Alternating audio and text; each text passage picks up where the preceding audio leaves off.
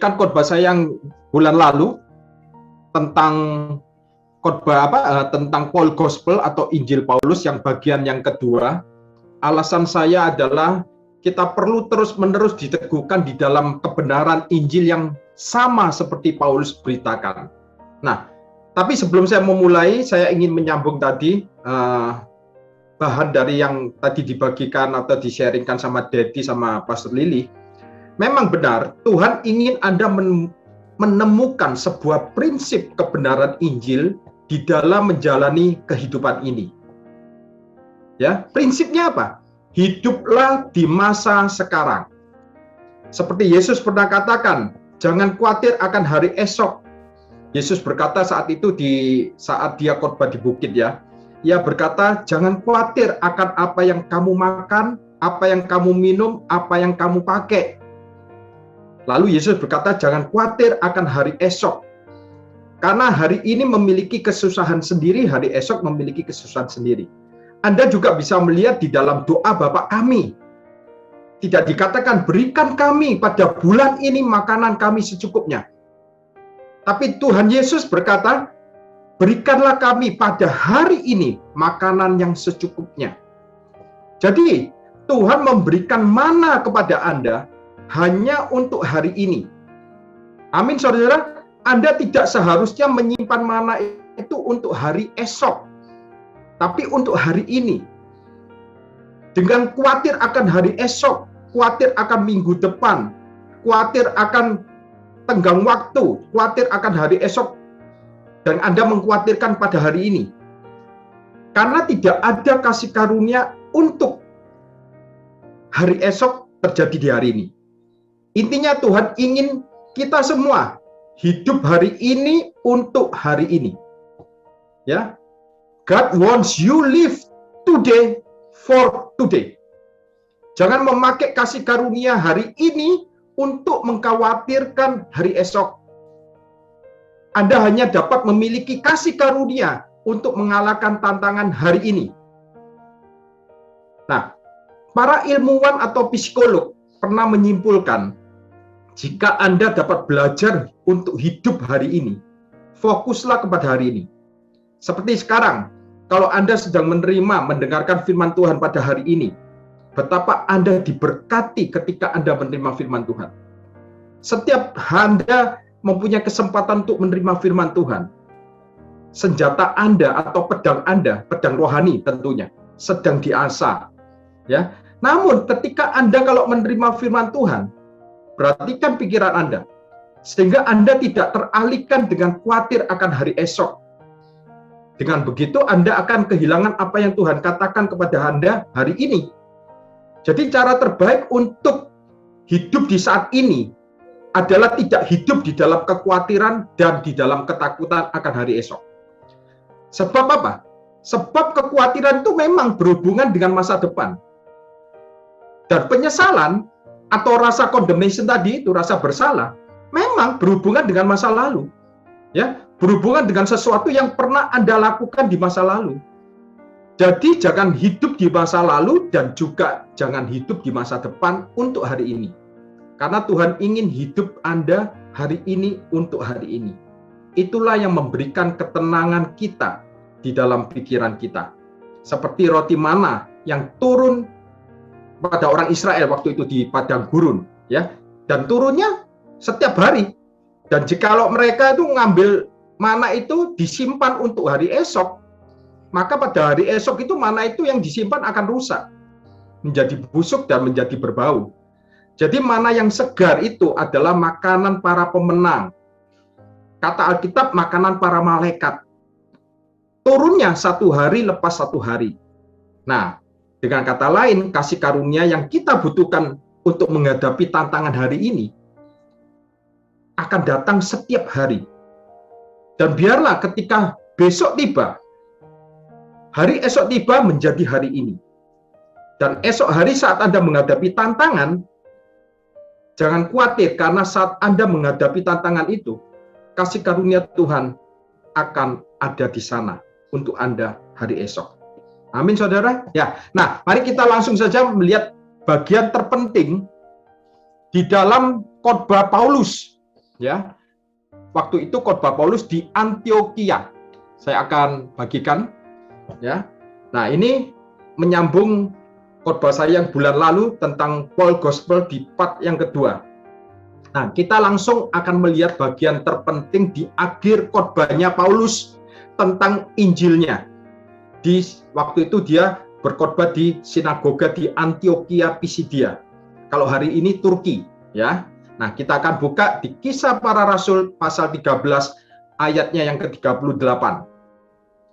Jadi ketahuilah hai saudara-saudara, oleh karena dialah maka diberitakan kepada kamu pengampunan dosa, dan ayat 39, dan dia di dalam dialah setiap orang yang percaya memperoleh pembebasan.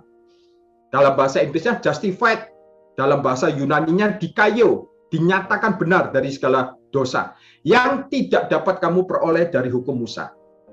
Tadi saat kita ikut ambil bagian di dalam perjamuan kudus, Pastor Lili mengutip ayat firman Tuhan, di mana Paulus menerima langsung dari Tuhan. Tentang apa? Tentang pengampunan dosa. Tentang pembenaran oleh iman. Yang tidak dapat kamu peroleh dari hukum Musa. Ya. Terjemahan yang literal translation, yang ini seorang Ibrani, saudara-saudara, orang Yahudi. Dia menerjemahkan di dalam bahasa Ibrani atau bahasa Aram. Nah, tepatnya bunyinya seperti ini. Saya sudah translatekan ke dalam bahasa Indonesia. Di ayat ke-39. Dan dari segala sesuatu yang kamu tidak dapat dinyatakan benar di dalam hukum Musa, yaitu hukum Taurat, di dalam Dia, di dalam Kristus, setiap orang yang percaya dinyatakan benar. Kita sedang menemukan apa yang Paulus khotbahkan, ya, ketika itu. Jadi yang terpenting saat itu, di bagian terakhir di dalam Injil yang dikhotbahkan Paulus di Antioquia di Pisidia itu, tepatnya bagian terakhir dari seluruh khotbah Paulus. Paulus berbicara tentang hal yang paling penting, yaitu tentang pengampunan dosa dan pembenaran oleh iman di dalam Yesus Kristus. Inilah tentunya yang harus diberitakan di gereja Tuhan. Inilah isi dari khotbah Paulus tentang pengampunan dosa dan pembenaran oleh iman. Amin, saudara, ya. Nah, tetapi banyak ada suara-suara yang mengatakan masa hanya percaya saja. Itu kan kepercayaan yang gampangan. Karena dikatakan di dalam dialah setiap orang yang percaya memperoleh pembebasan atau dinyatakan benar dari segala dosa. Ya, mereka yang masih sadar akan hukum Musa atau hukum Taurat mungkin akan mengatakan seperti itu. Ini adalah kepercayaan yang gampangan, kasih karunia yang murahan. Tentunya kita waktu mengenal kasih karunia pada awalnya, kita ingat, ya, pada awalnya banyak suara-suara seperti itu. Dan bahkan sekarang masih ada, ya. Bahkan mereka akan mengatakan ikut Yesus itu harus memikul salib, harus bayar harga. Itu bukan gampangan. Nah, pertanyaannya, apakah Anda mau mengkoreksi khotbahnya Paulus ini dan mengatakan bahwa ini Injil ini terlalu tanpa syarat? Kalau kita memberitakan Injil seperti itu terlalu cuma-cuma, terlalu murahan. Itu bukan kasih karunia. Itu kasih karunia yang berlebihan, ya. Dan suara itu masih ada loh sampai hari ini. Dan Paulus tahu bahwa ada yang menentangnya saat ia memberitakan Injilnya. Ya. Nah, kita lihat di ayat yang ke-40. Paulus tahu di antara mereka waktu itu yang mendengarkan khotbah Paulus, ada yang masih berpegang hidup di bawah Taurat. Ayat 40. Saya akan tunjukkan. Karena itu, waspadalah. Waspadalah supaya jangan berlaku atas kamu apa yang telah dikatakan dalam kitab nabi-nabi. Apa yang dikatakan dalam kitab nabi-nabi? Kita lihat. Di sini Paulus mengutip perjanjian lama, ya. Ingatlah hai kamu penghina, tercenganglah dan lenyaplah. Di NKJV dikatakan lenyaplah itu binasalah. Ini perkataan yang keras dari Rasul Paulus. Sebab aku melakukan suatu pekerjaan dalam zamanmu, suatu pekerjaan yang tidak akan kamu percayai jika diceritakan kepada kamu. Jadi Tuhan berkata, pada hari-hari terakhir, aku akan melakukan suatu pekerjaan. Jika kamu mendengarnya, kamu tidak akan percaya. Seperti yang dikatakan oleh kitab nabi-nabi. Sebab apa? Kalau kita lihat, dia mengutip Habakuk pasal 1 ayat 5. Kita lihat di bawahnya, Habakuk 1 ayat 5. Inilah yang dikutip oleh Rasul Paulus. Lihatlah di antara bangsa-bangsa dan perhatikanlah. Jadilah heran dan tercengang-cengang. Sebab aku melakukan suatu pekerjaan dalam zamanmu yang tidak akan kamu percayai jika diceritakan. Artinya, itu terlalu mengherankan. Sepertinya kasih karunia itu terlalu baik. Itulah yang ada di dalam pikiran orang-orang. Nggak mungkinlah Tuhan sebaik itu. Tuhan nggak mungkinlah murah hati seperti itu. Nggak mungkinlah tanpa syarat. Saudara-saudara semua yang dikasihi Tuhan, tanpa sadar, inilah akar dari segala dosa. Inilah biang dari segala dosa. Yaitu apa? Tidak mempercayai kasih karunia Tuhan. Dan Paulus berkata, hai kalian, hai kamu penghina-penghina, tercenganglah dan lenyaplah. Paulus menyebut mereka penghina-penghina. Ya. Kemudian ayat ke-42.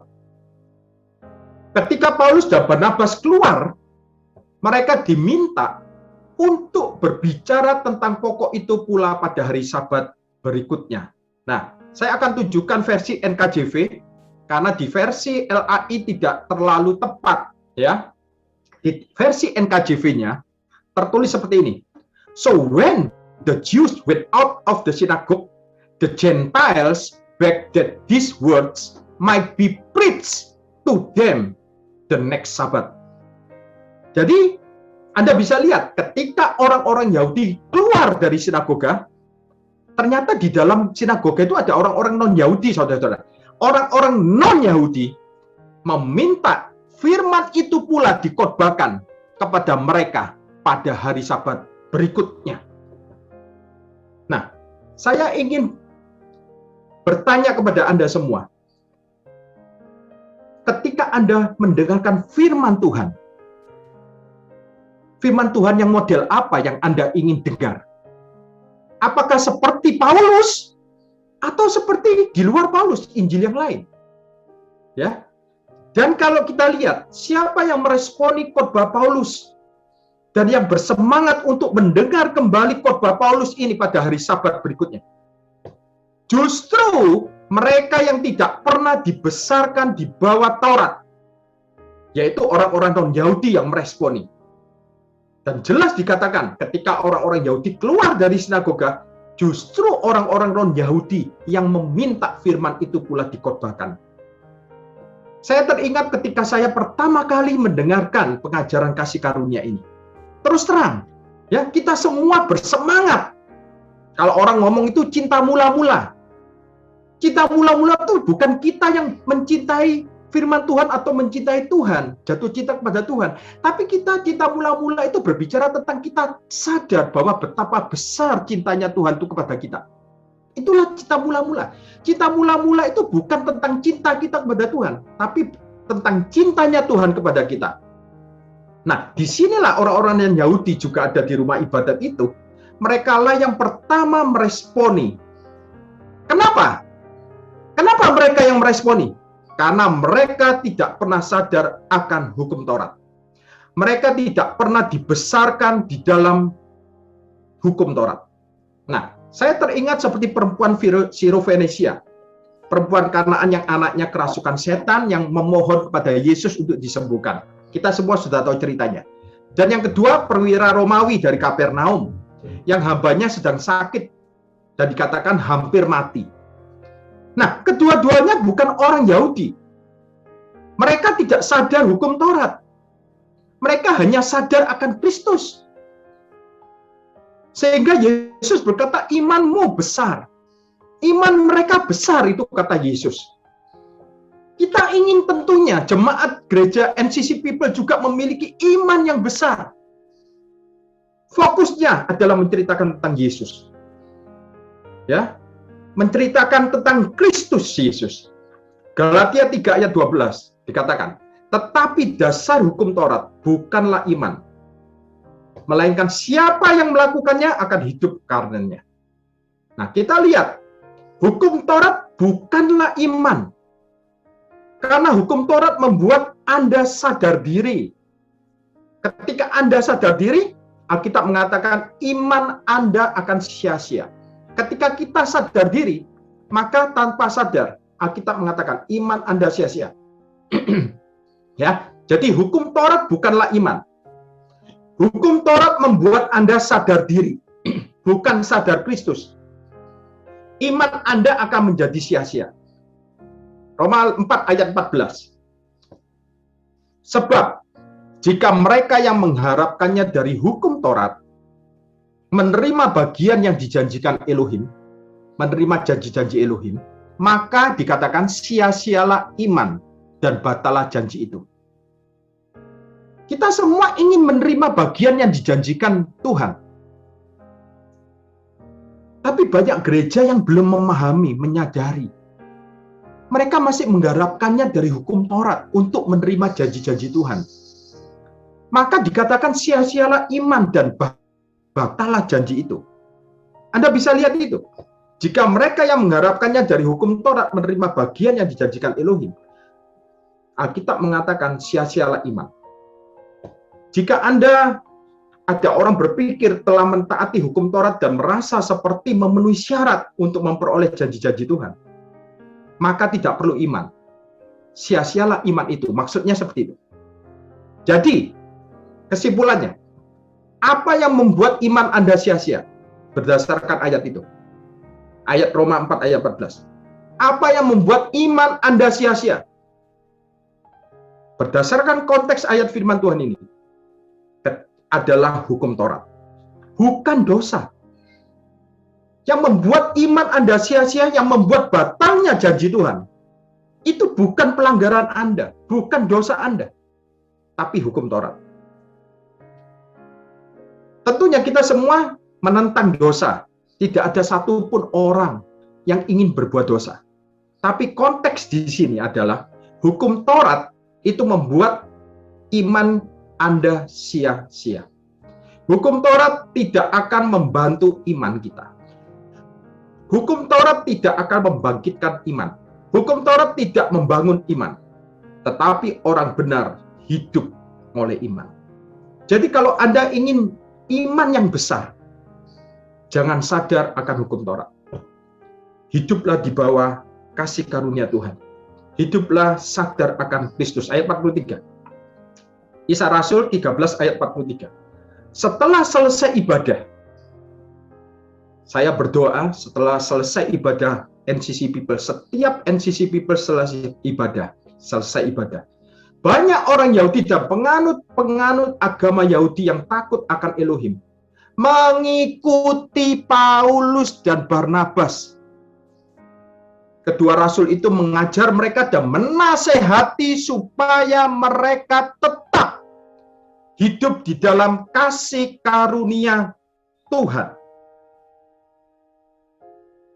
Ketika Paulus mengajarkan tentang Injilnya, nasihatnya adalah tetaplah hidup di dalam kasih karunia Tuhan. Jangan mulai dari iman lalu pada perbuatan. Kebenaran Injil yang dibagikan oleh Rasul Paulus selalu bertolak dari iman kepada iman. Bukan bertolak dari iman lalu kepada perbuatan. Jadi situasi apapun yang kita hadapi hari ini, biarlah pesan Injil Paulus ini ada di dalam hati Anda. Yaitu apa? Tetaplah hidup di dalam kasih karunia Tuhan. Ketika Anda hidup di dalam kasih karunia Tuhan, artinya Anda hidup di dalam perkenanan Tuhan, di dalam kesadaran akan cintanya Bapa kepada Anda semua. Nah, kita baca ayat yang ke-44. Pada hari Sabat berikutnya, datanglah hampir seluruh kota itu berkumpul untuk mendengarkan firman Tuhan. Seluruh kota itu, hampir seluruh kota itu.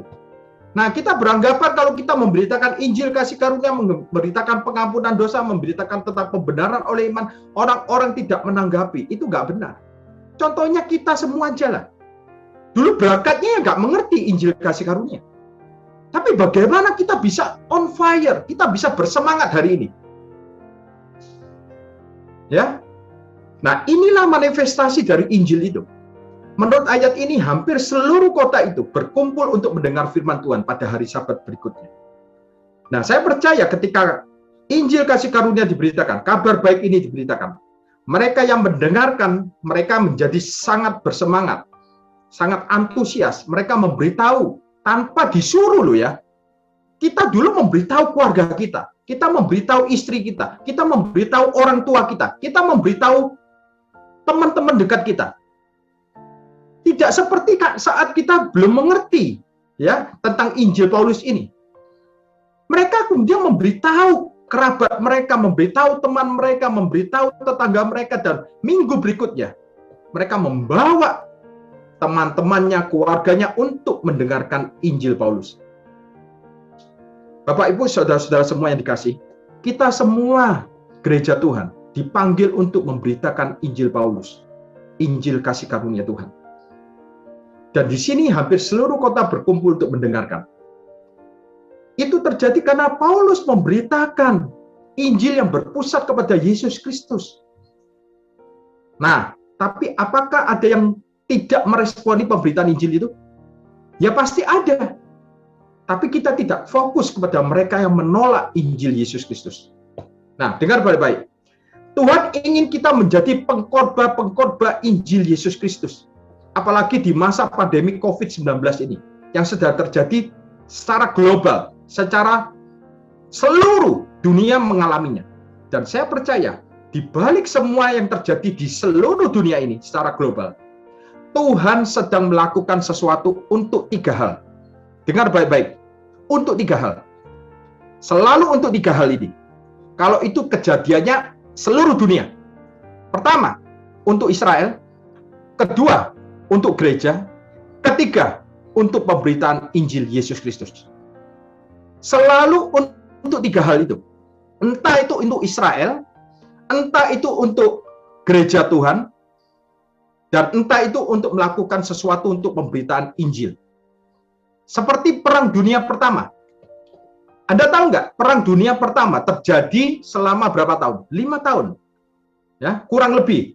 Dan berakhir tahun 1918. Nah, tahukah Anda yang terjadi di tahun 1917?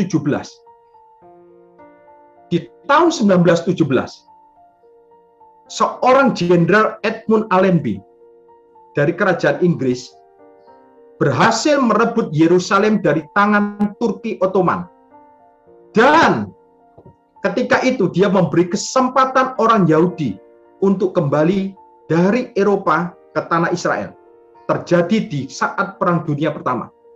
Di akhir Perang Dunia Pertama. Ya. Nah, Perang Dunia Pertama ini sesungguhnya adalah penentuan posisi tanah Israel saat itu oleh Tuhan untuk bangsa Israel. Supaya orang-orang Yahudi yang tersebar ke negara-negara lainnya itu kembali ke tanah perjanjiannya, yaitu Yerusalem. Namun, karena banyaknya mereka yang hidup sudah nyaman di luaran sana, di Eropa, banyak yang sudah kaya raya, mereka tidak ingin kembali. Ya, mereka takut untuk kembali. Jika mereka kembali tahun 1917 ke tanah mereka, maka mereka akan terhindar dari namanya Holocaust yang dilakukan oleh Nazi waktu itu. Pembantaian etnis Yahudi waktu itu. Nah, kalau Anda hitung dari 1917, 50 tahun kemudian, yaitu tahun 1967, itu adalah tahun Yobel. Apa yang terjadi? Tahun 1967, ada perang 6 hari. Dan kota Yerusalem kembali ke tangan orang Yahudi. Nah, peperangan ini belum pernah terjadi sebelumnya dalam sejarah militer, kecuali di zamannya Yosua ketika mengalahkan Yeriko. Ya, perang di Yeriko. Bangsa Israel selama 6 hari mengelilingi tembok Yeriko waktu itu. Dan pada hari ke-7, mereka menjadi milik mereka. Jadi perang dunia 1 adalah penentuan posisi tanah untuk Israel. Perang dunia kedua mempersiapkan orang-orang Israel untuk kembali ke Israel, ke tanah perjanjian yang Tuhan sudah janjikan. Nah, jadi kalau kita lihat situasi hari ini, pandemi ini juga terjadi secara global. Ya. Yang pasti, Tuhan selalu bekerja di belakang layar.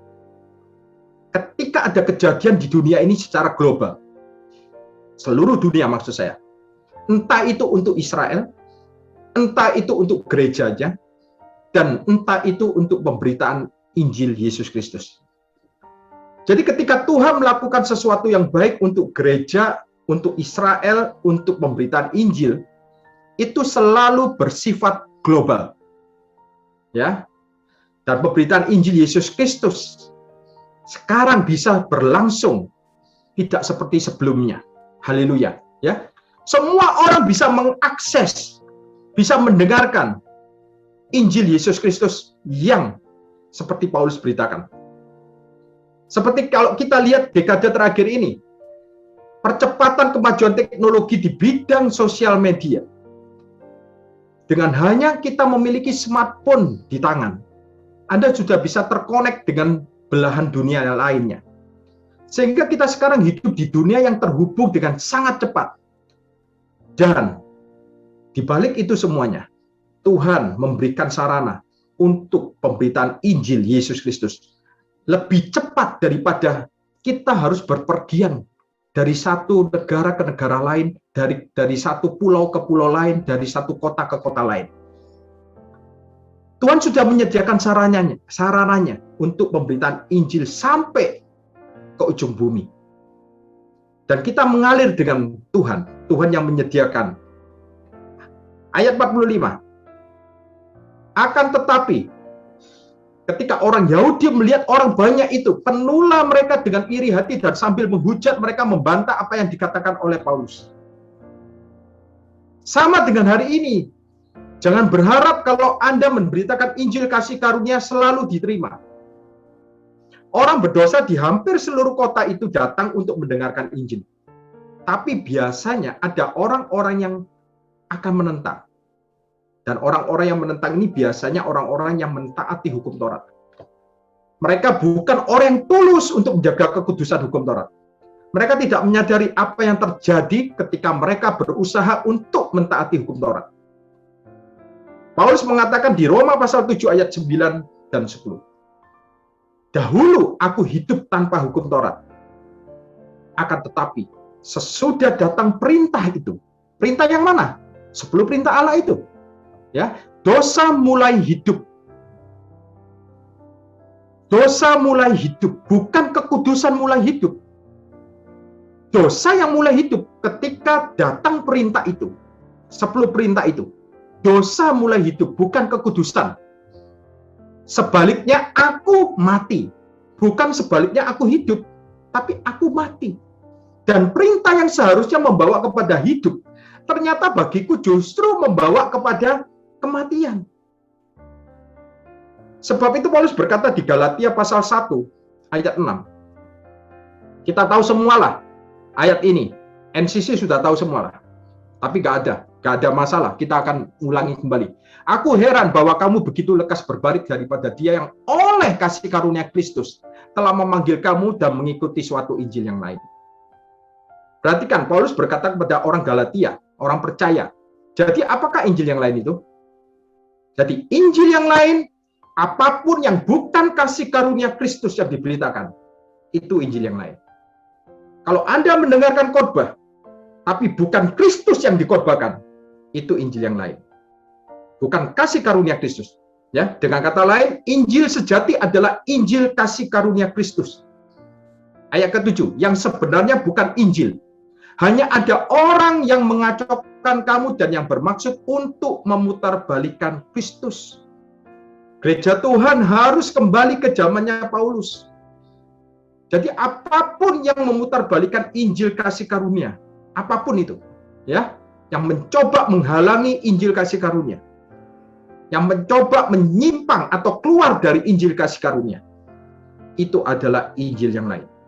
Ayat 8. Tetapi sekalipun kami atau seorang malaikat dari surga, bukan malaikat dari neraka ya, malaikat dari surga yang memberitakan kepada kamu suatu Injil yang berbeda dengan Injil yang telah kami beritakan, yaitu Injil Paulus itu, terkutuklah dia.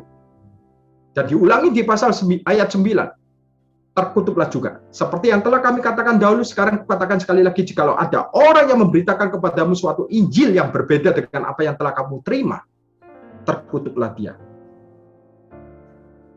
Karena Tuhan mengasihi orang-orang berdosa.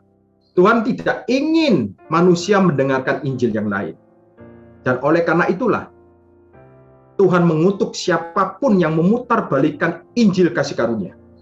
Atau siapapun yang menghalangi pemberitaan Injil Paulus, yaitu Injil kasih karunia Tuhan. Nah, kalau kita lihat hari ini, mereka mungkin hari ini masih bisa mengatakan apapun, tapi pada akhirnya, setiap perkataan mereka akan gugur di hadapan Tuhan. Pada akhirnya tidak akan pernah membuahkan hasil. Kalau Anda melihat Ulangan pasal 28 di Perjanjian Lama, di sana ada daftar kutuk yang Tuhan nyatakan sebagai kutuk. Dan Tuhan tidak ingin kita semua hidup di bawah kutuk. Sebab itu Tuhan ingin orang-orang mendengarkan Injil sejati. Tuhan yang akan menghentikan orang-orang yang menentang Injil kasih karunia sejati. Kalau mereka suka memberitakan penghakiman, ada beberapa orang yang suka memberitakan penghakiman, mimbar gereja dipakai untuk memukul domba. Sesungguhnya mimbar gereja dipakai untuk memberi makan domba. Nah, kalau mereka suka memberitakan penghakiman, justru inilah pesan penghakiman yang berat bagi mereka yang mencoba menghalangi pemberitaan Injil kasih karunia. Jadi saya mengambil kesimpulan, inilah satu-satunya penghakiman di dalam Perjanjian Baru. Inilah satu-satunya kutuk di dalam Perjanjian Baru. Secara keseluruhan, posisi Tuhan dan sikap Tuhan terhadap dunia sudah final, sudah selesai. Tuhan tidak memperhitungkan dosa dunia. Dan Tuhan tidak ingin mereka diperdamaikan dengannya, dan Tuhan ingin mereka diperdamaikan dengan orang-orang berdosa melalui Injil kasih karunia. Tapi kalau ada seseorang memutarbalikkan Injil kasih karunia, maka ada kutuk 2 kali lipat. Nah, sebaliknya, kalau ada orang yang memberitakan Injil kasih karunia sejati, maka ada berkat Injil Yesus Kristus. Dengar baik-baik, Tuhan tidak menghakimi karena orang-orang berbuat dosa. Tuhan tidak menghakimi karena orang-orang berbuat dosa. Karena Tuhan sudah bisa mengatasi. Karena anaknya kan sudah mati untuk dosa-dosa mereka. Nah, sekarang pada akhirnya Tuhan akan menghakimi mereka ketika mereka mencoba menentang Injil kasih karunia. Ketika seseorang mencoba menghalangi Injil. Suatu kali ada cerita seseorang yang mencoba menghentikan Paulus ketika ia hendak memberitakan Injil kepada seorang gubernur, orang yang penting di suatu kota. Orang ini adalah tukang sihir yang suka menipu gubernur sebelum Paulus datang di kota itu dan mencoba menghentikan gubernur agar tidak mendengarkan Paulus memberitakan Injil. Dan namanya adalah Elimas. Paulus lalu menatap dia dan berkata, "Tangan Tuhan datang menimpa engkau." Kita lihat Kisah Para Rasul pasal 13 ayat 11 dan 12. "Sekarang lihatlah, tangan Tuhan datang menimpa engkau dan engkau menjadi buta beberapa hari lamanya." Kita lihat ada penghakiman Tuhan melalui Rasul Paulus, Rasul kasih karunia. Paulus menyatakan penghakiman bagi siapapun yang mencoba menghalangi pemberitaan Injil kasih karunia. Tetapi kita masih melihat belas kasihan Tuhan dalam penghakiman itu. Karena Paulus berkata, engkau akan buta hanya beberapa hari lamanya. Bukan selamanya, tapi hanya beberapa hari lamanya. Di ayat 12 katakan, melihat apa yang terjadi itu, Percayalah gubernur itu, ia takjub oleh ajaran Paulus, ajaran Tuhan. Ya, ajaran Tuhan yang diberitakan oleh Rasul Paulus. Nah, sekarang kalau kita lihat, Pak, sekarang kok jarang ya terjadi. Kita tidak bisa melihat orang-orang yang menentang Injil itu langsung Tuhan menimpakan hukuman. Ya, karena sekali lagi hati Tuhan tidak ada di dalam penghakiman. Bahkan kepada orang ini pun dia hanya buta beberapa hari saja. Jadi masih ada tersedia belas kasihan Tuhan yang turun atas orang-orang yang masih menentang Injil kasih karunia. Tapi apa yang kita lihat adalah Tuhan menentang mereka yang menentang Injil kasih karunia Kristus. Jadi biarlah dimanapun Anda sedang mendengarkan pesan firman Tuhan ini, saya ingin menyampaikan bahwa sangat berbahaya kalau ada orang yang menentang Injil kasih karunia. Yang sama seperti Paulus beritakan. Sebab hanya Injil kasih karunia Kristus yang dapat menyelamatkan manusia yang berdosa, bukan Injil yang lain. Demikianlah firman Tuhan hari ini. Dan kiranya kita semua setiap hari hidup oleh Injil. Biarlah kita semuanya hidup oleh Injil. Ketika Anda hidup oleh Injil, maka Anda hidup di dalam kasih karunia Tuhan. Anda hidup di dalam kemurahan Tuhan. Anda hidup di dalam perkenanan Tuhan. Diberkatilah kita semua hari ini. Terima kasih. Tuhan Yesus memberkati kita semua. Haleluya. Amin.